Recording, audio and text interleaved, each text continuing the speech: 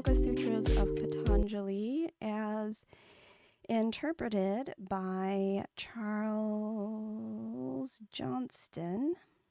And this was released in 2001. The Yoga Sutras of Patanjali. So here we're going to move into the Sutras 16 through 29. If you missed the first video, I do have that linked in the description, so you can check out that first video for Sutras 1 through 15 and the introduction, or you can read that for yourself on Gutenberg.org. The Gutenberg Project is a project that houses numerous works that are in the public domain that are free for anyone to read. So right now I'm going through both coming on here live to bring you and read to you an introduction to yoga by Annie Besant, and I just did that about hour ago.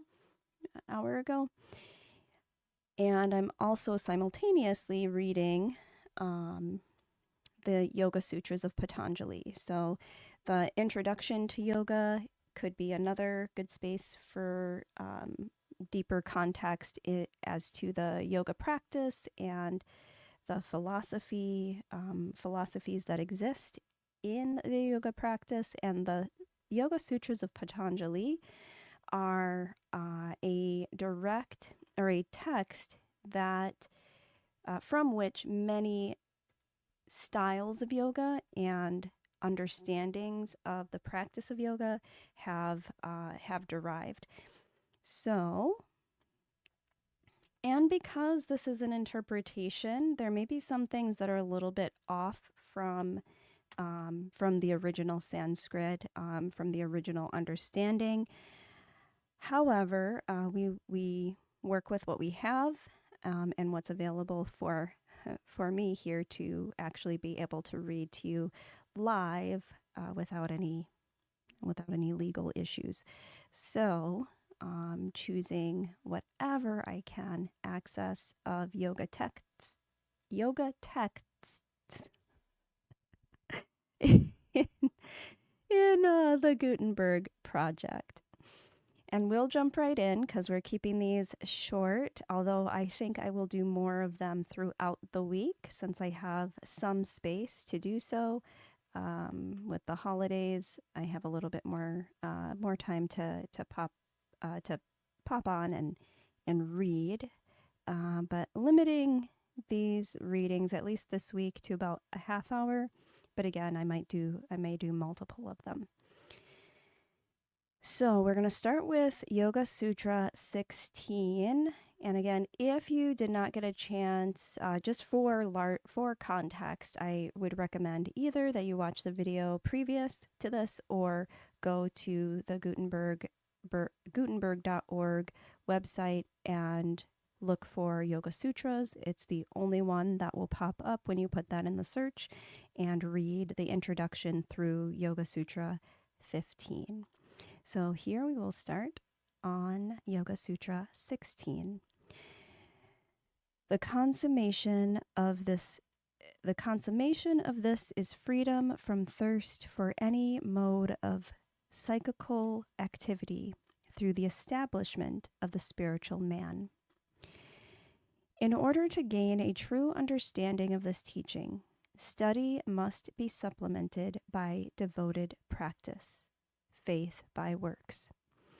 So now again, we have some of these interpretations that are being interpreted by people in the West. I do want to look this up quick. Charles Johnston.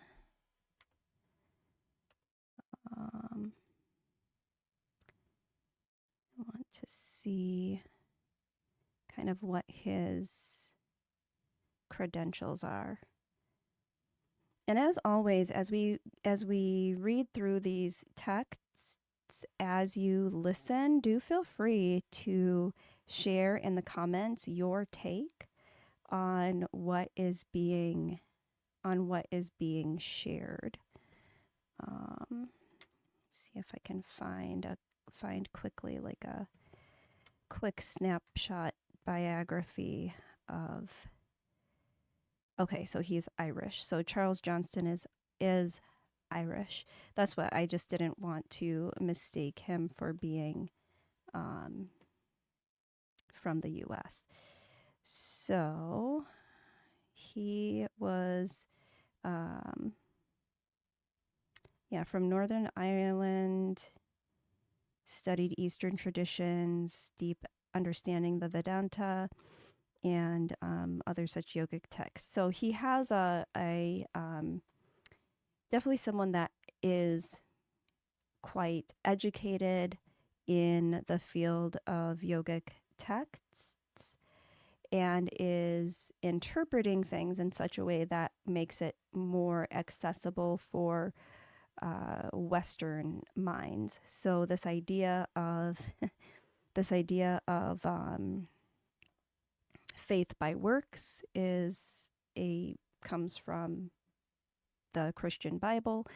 And so just having an understanding, I think having some of the ways that these texts have been interpreted and the language that people in the West are using to both understand for themselves and help others understand in the West what some of these philosophical ideas are about, often comes from a Christian biblical background.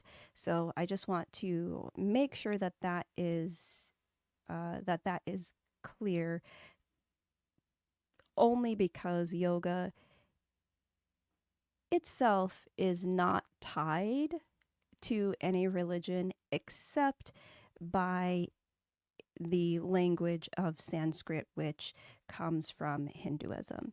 So with that, and specifically Hindu texts. Why can I not say that word? Okay, so let's continue on. The reading of the words will not avail. There must be a real effort to stand as the soul, a real ceasing from self-indulgence. With this awakening of the spiritual will and purification will come at once the growth of the spiritual man and our awakening consciousness as the spiritual man. And this, attained in even a small degree, will help us notably in our contest. To him that hath shall be given. So again, to him that hath shall be given. Also another reference to the Christian Bible. And the idea being there, which, well, let's go ahead and talk about it. Let's get into it. The idea there being that when we already are, let's say, grateful, we already have the sort of abundance mindset, maybe, we do not feel lacking, then that is when we're potentially more open to receive all that we can receive. So to him that hath shall be given is the idea behind that. It sometimes, I think, gets convoluted in our capitalistic system, in which the idea of, kind of bringing yourself up by the bootstraps is thought to really kind of ignores the very real and systemic problems that exist with regards to poverty. But I think this is a little bit more This is certainly more connected to the idea of building. The more that we build our spiritual life, the more that we receive the fruits of that spiritual life. And I think that's actually what is meant in the biblical text as well. That as we seek and build our spiritual life, our spiritual presence, the more we are able to take in that spiritual life and spiritual presence. So just to kind of clear that up, and certainly feel free to butt heads and share your take and your commentary. Always ever open to different ideas. 17.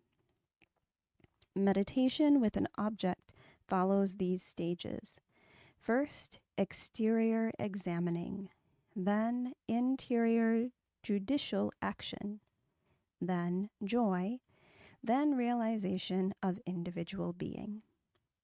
In the practice of meditation, a beginning may be by fixing the attention upon some external object, such as a sacred image or picture, or a part of a book,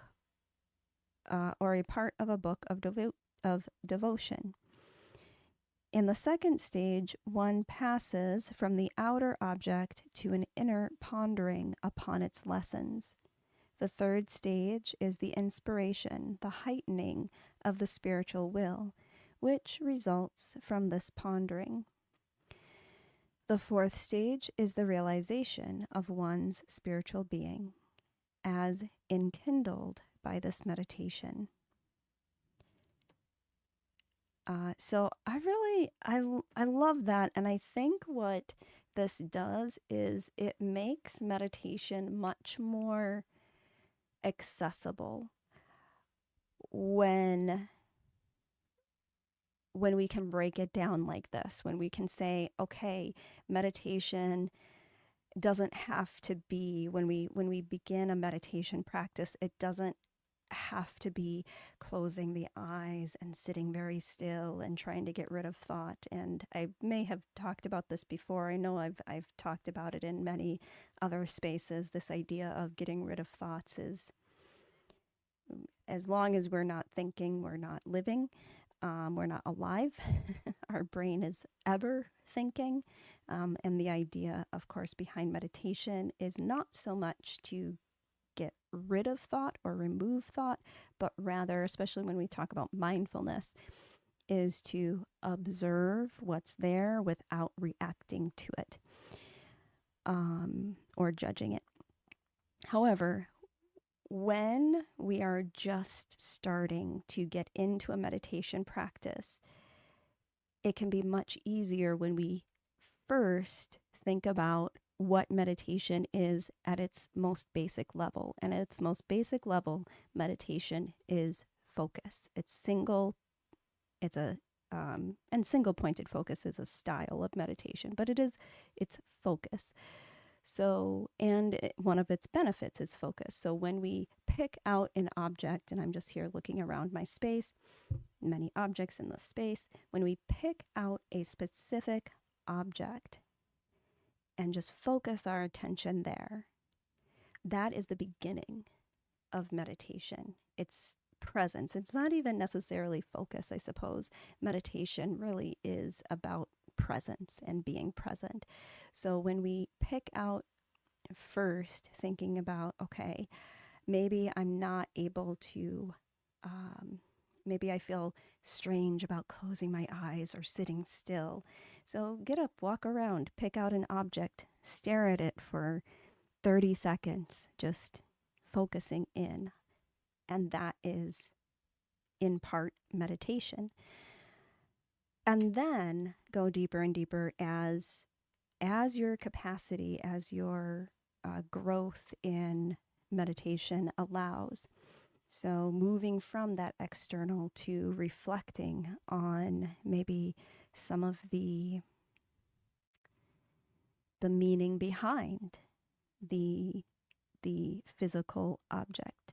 So sometimes when I guide a meditation, I'll ask people to pick out an object that, in a gratitude focused meditation, usually pick out an object that they're grateful for and mentally focus in on what that object is. And it's just a way to get the mind to redirect its focus away from whatever might be busy, whatever might be heavy, and toward something that is pleasant. Okay. We will never get through this if I keep up commentary so long. So let's see if we can get to Sutra 29 in the next 10 minutes. I suppose we have about 15 minutes. All right. 18. After the exercise of the will has stilled the psychic activities, meditation rests only on the fruit of former meditations. In the virtue of continued practice and effort, the need of an external object on which to rest the meditation is outgrown. An interior state of spiritual consciousness is reached, which is called the cloud of things knowable. And then he references book 429. So we are currently in book 1, just so that we're clear on where we're at in this particular text. Book 1, Sutra 18. 19. Subjective consciousness arising from a natural cause is possessed by those who have laid aside their bodies and been absorbed into subjective nature. Those who have died, entered the paradise between births, are in a condition resembling meditation without an external object. But in the fullness of time, the seeds of desire in them will spring up, and they will be born again into this world. So I kind of want to read another interpretation because it reads very, very close to a Christian understanding of spirituality. That's not to say that it's wrong in any way. I think Charles Johnston was quite educated in Sanskrit and understanding yogic spiritual texts. And again, considering the audience for whom this may have been written, this probably makes the best sense. 20. For the others, there is spiritual consciousness, led up to by faith, valor, right mindfulness, one-pointedness, perception. It is well to keep in mind these steps on the path to illumination: faith, valor, right mindfulness, one-pointedness, perception. Not one can be dispensed with. All must be one. W-O-N. First faith, and then from faith, valor. From valor, right mindfulness. From right mindfulness, a one-pointed aspiration toward the soul. From this, perception.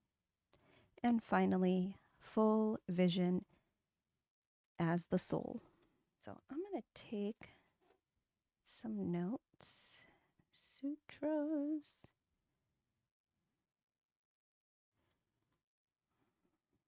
So we have faith to valor to right mindfulness to one-pointedness or singular focus to perception. 21.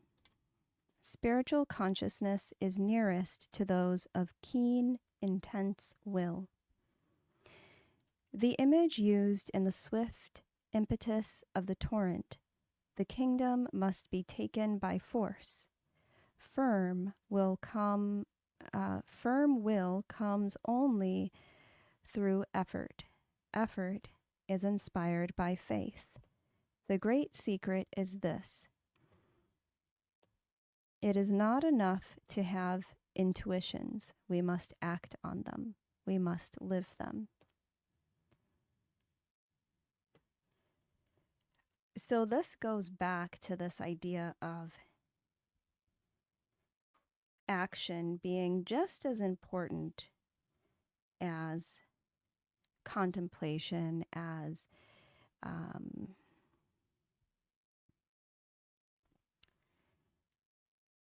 reflection, that we don't only necessarily reflect for the sake of reflecting or contemplate for the sake of contemplating, but that there is, at least while we're in this physical form, there is this will within us to act on those things that we contemplate and reflect upon.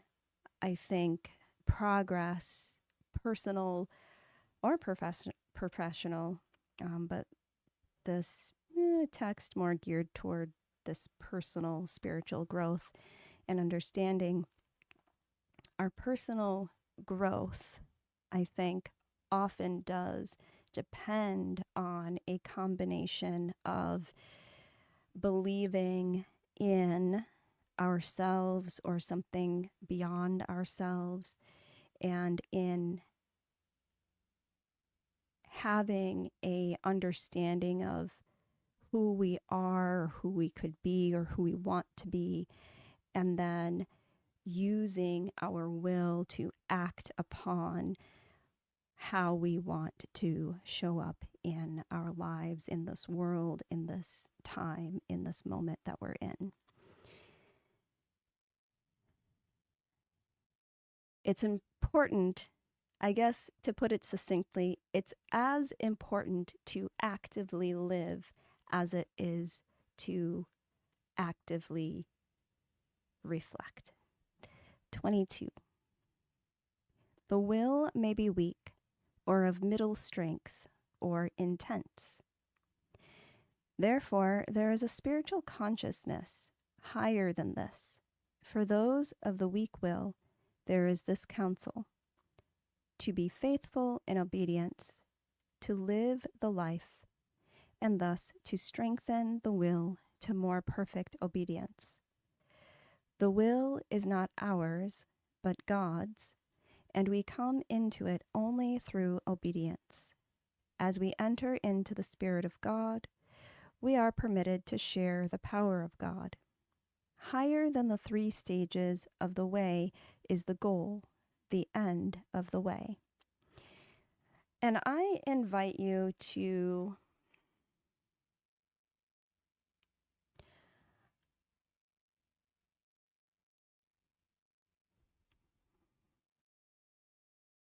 what do I want to invite you to do? So because I am sensitive to the spiritual religious harms sometimes caused by some of the language of religion, including such words and ideas as God, I would invite you to, if that is a triggering word or concept or concept of entity for you, to think of this as universe or or oneness, or as we read through, if you're following my reading of the introduction or an introduction to yoga by Annie Besant, think about it as self, or the one self, the higher self, that collective consciousness.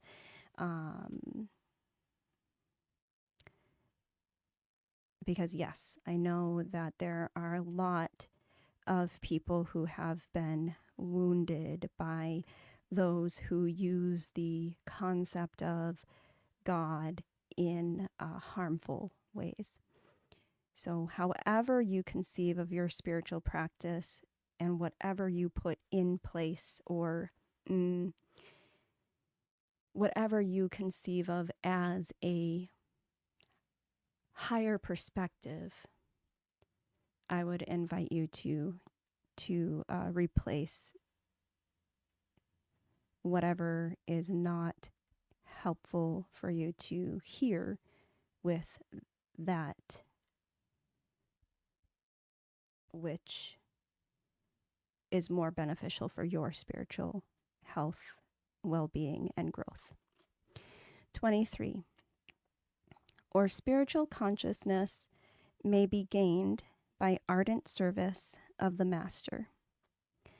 If we think of our lives as tasks laid on us by the Master of Life, if we look on all duties as parts of that Master's work entrusted to us and forming our life work, then if we obey promptly, loyally, sincerely, we shall enter by degrees into the Master's life and share the Master's power.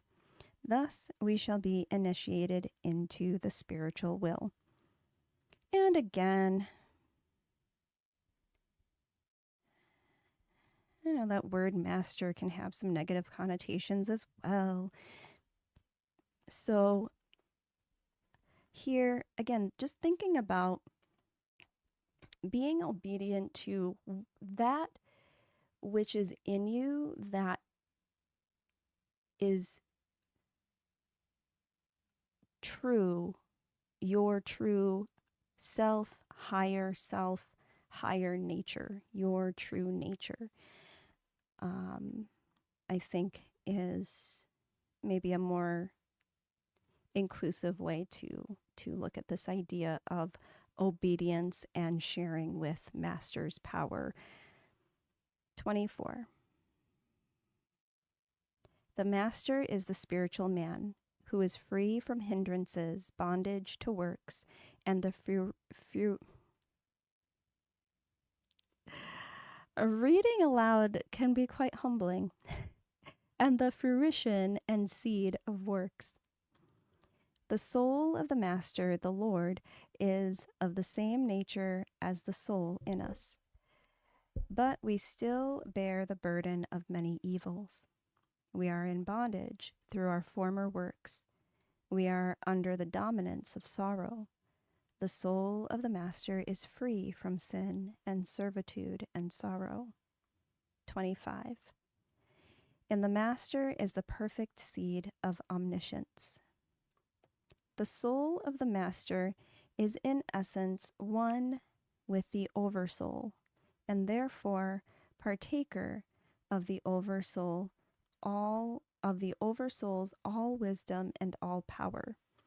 All spiritual attainment rests on this and is possible because the soul and the Oversoul are one. 26. He is the teacher of all who have gone before, since he is not limited by time. From the beginning, the Oversoul has been the teacher of all souls, which, by their entrance into the Oversoul, by realizing their oneness with the Oversoul, have inherited the kingdom of the light. For the Oversoul is before time, and time, father of all else, is one of his children. 27. His word is Om.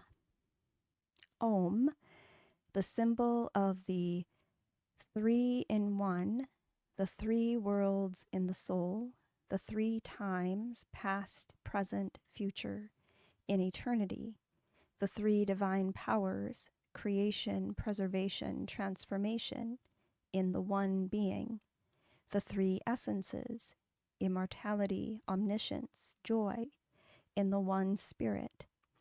This is the word, the symbol, of the Master and Lord, the perfected spiritual man. 27. So Om is a word, Sanskrit, that is thought to be representative of connecting all beings, all life, all the universe. The sound of Om thought to reach across the entire universe and be this sort of connecting voice and connecting force. And so I like this idea of this Om, this symbol of the 3-in-1 as he's presenting it. It is everything, past, present, future. It is creation, it's preservation, it's transformation. It is the spiritual man. 28. Let there be soundless repetition of Om and meditation thereon. This has many meanings in ascending degrees. There is first the potency of the word itself, as of all words. Then there is the manifold significance of the symbol, as suggested above. Lastly, there is the spiritual realization of the high essences thus symbolized. Thus, we rise step by step to the eternal. 29. Thence come the awakening of interior consciousness and the removal of barriers. Here again, faith must be supplemented by works. The life must be led as well as studied before the full meaning can be understood. The awakening of spiritual consciousness can only be understood in measure as it is entered. It can only be entered where the conditions are present, purity of heart and strong aspiration, and the resolute conquest of each sin. This, however, may easily be understood that the recognition of the 3 worlds as resting in the soul leads us to realize ourselves and all life as of the soul. That as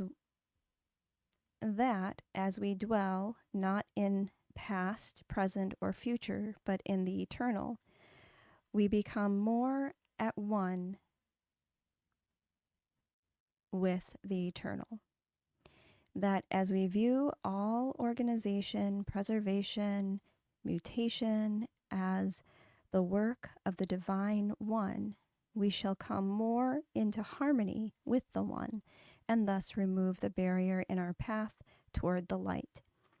In the second part of the first book, the problem of the emergence of the spiritual man is further dealt with. We are led to the consideration of the barriers to his emergence, of the overcoming of the barriers, and of certain steps and stages in the ascent from the ordinary consciousness of practical life to the finer, deeper, radiant consciousness of the spiritual man. Yes, they are indeed. Thank you for your comment. The sutras are a potential window for how to live. That is, as I understand it, what they were created for, and why they were created. And this idea of coming into harmony with the One, essentially by living a life toward spirituality and toward understanding our place in spirituality in our spiritual world is one that makes this work difficult. It's one that truly makes the spiritual path one that many resist. We all have been in spaces, I think, or in places in our mind at the very least, where we struggle. We know what maybe what our inner higher self is leading us toward, and it can at times be in opposition to maybe a quote unquote lower self desire, or even to what the world around us tells us that we should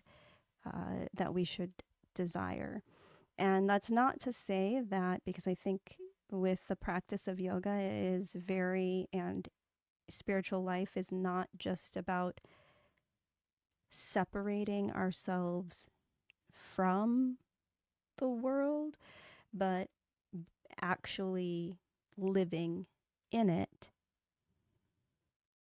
with an understanding of who we are at a spiritual level.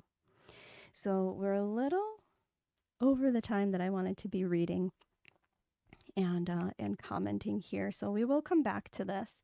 We ended on Sutra 29 in the book listed in the description. You can find this book on Gutenberg.org. That is the Gutenberg project is one in which they have created a website full of public domain works that are free to read, and it's the reason why I am able to read these here to you all live.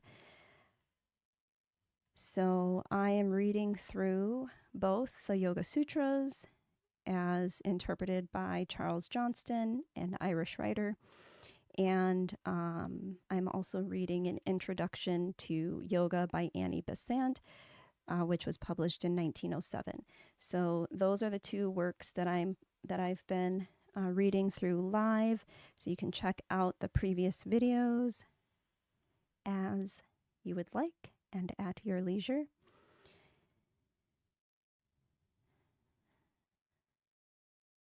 Ooh, let me read through the comments. Thank you so much. Okay. Harsh Tiwari. Apologies if I'm not saying that right at all. Who writes, well, let me just read this myself. Kriya Yoga. Okay. Yeah. So the Yoga Sutras, many styles of yoga, lineages of yoga, as they're often conceptualized, come from the Yoga Sutras. So the different lineages have sort of chosen or interpreted the Yoga Sutras in, from what I understand, in maybe slightly different ways. Yeah. That only keys in the sutras that only the master would understand. So that's so interesting, because thank you for sharing that. That's so interesting because that's often, in fact, that I think is in the Christian Bible. There's scriptures that speak to that as well. This idea that the words can only be understood by those who believe or are, in alignment with God, with Jesus, with the. So I think that sounds actually quite quite similar, and I'm sure that's probably true of many. I'm not a theologian by any means. I'm not a philosophy expert, but I imagine that many religious texts have something like that to them, where the more you practice, where the idea is, the more you practice the religion or the philosophy or the way of life, the higher understanding you might gain from the text related to that philosophy, religion, or way of life. Yeah. And no, I have never been to India.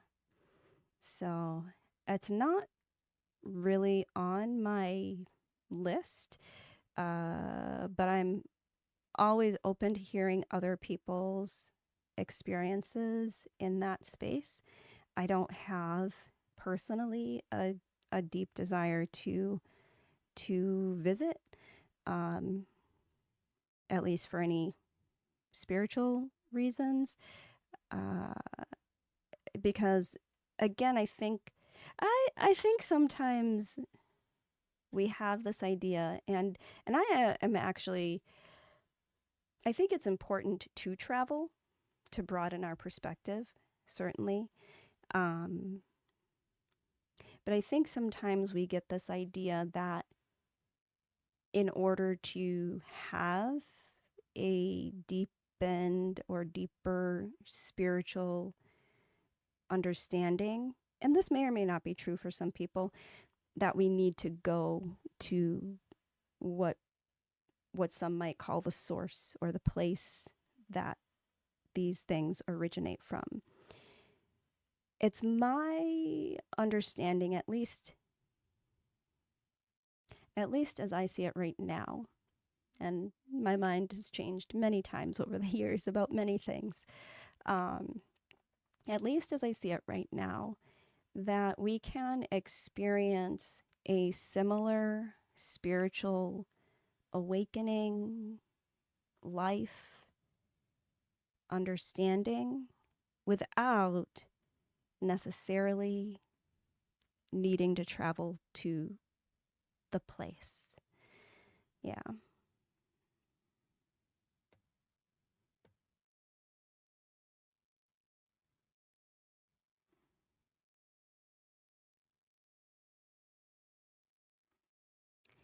Feeling the energy in the air. Yeah. Well, thank you for that. I may shift my desire to travel there one day. But for now, I am content where I'm at and traveling here and there. I will say though, after having traveled, I've been a couple times to this completely completely off topic. After traveling a couple times to Puerto Rico, not completely off topic. The last time I traveled, which was just a few weeks ago, to Puerto Rico, after having just a moment of rest. So this is where travel, I think, can be important too. Having that sort of moment to be in warmth, because I am in a very wintry scene here in Wisconsin. But after having traveled there, it did spark in me and I don't think it necessarily had so much to do with the place of Puerto Rico itself, as it did with what my desire was in traveling and what my intention was in coming out of or coming back from travel.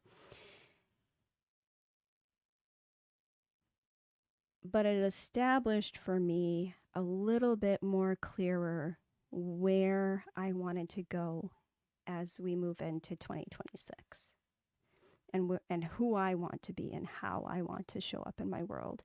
So travel,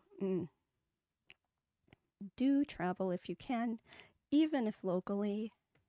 Explore your space for those hidden gems that you might not even know about. And if you can, go out and travel and broaden your perspective and continue to gain insight and a renewed energy for life from experiencing other spaces. With that, we are well over time today, but thank you so much for the commentary. Really appreciate that. With that, I am continuing to work toward some goals for 2026. So my December goal, if you are finding me on Twitch, is 25 followers. So you can follow me there, like, share, and on YouTube is 150 subscribers for the month of December. Thank you to all who are subscribed. Please like, share, comment. And with these readings, I am certainly open to all different types of commentary, pushback on how I'm perceiving what I'm reading, pushback on the reading itself, or agreement with. So all of it is open. I am just as new to reading these texts out loud as you may be to hearing them. So open to your comments there. With that, as always, thank you so much for being here. Thank you for being you. Take care of yourselves out there. Peace.